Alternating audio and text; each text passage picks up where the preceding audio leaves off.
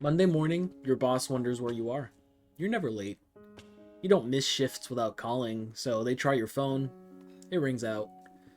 They leave a voicemail with that careful tone people use when they're trying not to assume the worst. They'll try again in an hour. Your colleagues wonder if you're okay. Someone mentions you seemed a little off last week, and someone else says you seemed fine. They'll talk about it quietly for a few days, and then conversation will move on because life keeps moving, even when someone stops. Your mother hasn't received her weekly call yet. She knows your schedule. She knows which day you usually call, what time, how long you usually talk. She checks her phone again. She tells herself you're probably just busy. She checks again 20 minutes later, so she calls your girlfriend just to make sure everything's okay. Your dog's the first one to know. He's been lying beside you for hours. He doesn't fully understand, but something in him does. The way animals always kind of know before we do. He licks your face, and he nudges you with his nose. He whines softly at first, and then louder, and then he howls in a way he's never howled before, because he's trying to tell someone, anyone, that something is wrong. He's gonna stay beside you until someone comes. Your father's the one who comes in. He's a stoic man. He doesn't show much. He spent his whole life being the steady one, the strong one, or the one who holds things together. He opens the door, and he sees you, and for a moment he just stands there because his mind won't process what his eyes are showing him. He comes closer, he shakes you. He says your name, he shakes you harder and says your name louder, and then he's pressing on your chest with everything he has because this cannot be real. This cannot be happening. Not you. Not his child. He presses and presses until his body understands what his heart refuses to accept. Something will break in him that day that will never fully heal. Not because he doesn't know how to feel things, but because some losses reach the parts of a person that were never really meant to survive them. Your girlfriend will cry, and then she'll stop crying and put on the mask because someone has to make the calls. Someone has to hold your mother, and someone has to be okay enough to get through the next hour. She'll be the one who holds everyone else together, and she'll do it because she loves you, and because she doesn't know what else to do with the love that suddenly has nowhere to go. She'll find your letters, and she'll read them, and read them again, and again, and she'll spend a long time wondering how long ago you wrote them.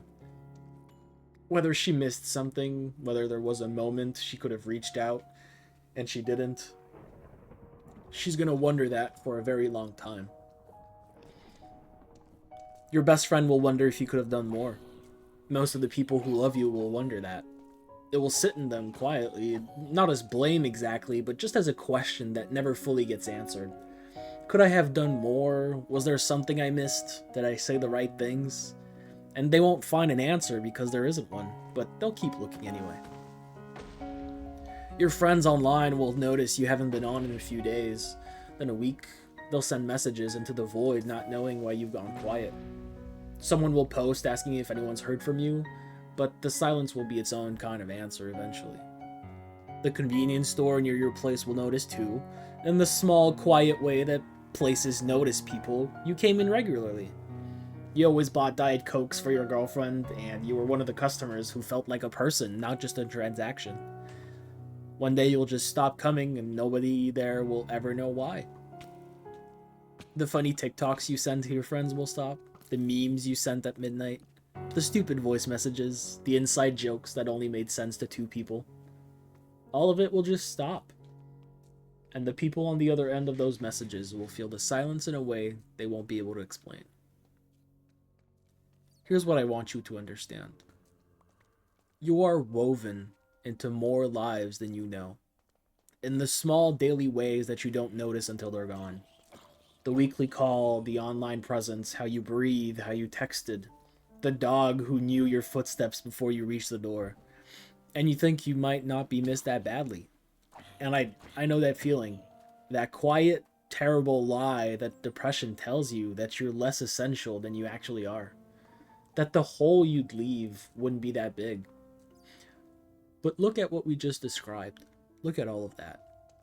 And here's the thing, the real thing. You don't have to stay for any of them. Not for your mother or your father or your girlfriend or your dog or your best friend. Not because they'd miss you or wonder what they could have done or find your letters and fall apart. You stay because you decide to stay.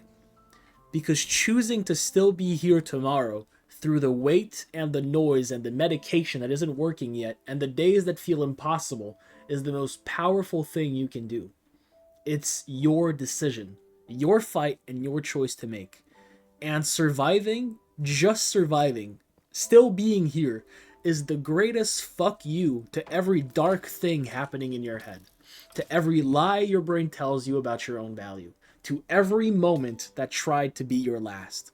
You stay because you are not finished. Not because the world needs you to be okay, but because somewhere in you, underneath everything, you still want to see what happens next. You still want to smell the cold air in November. You still want your dog to lose his mind when you walk through the door. Of course, you should stay because of your loved one. You can. But stay for the next thing you haven't felt yet. Stay because it's your decision to make. And you've chosen to win one more time. Please.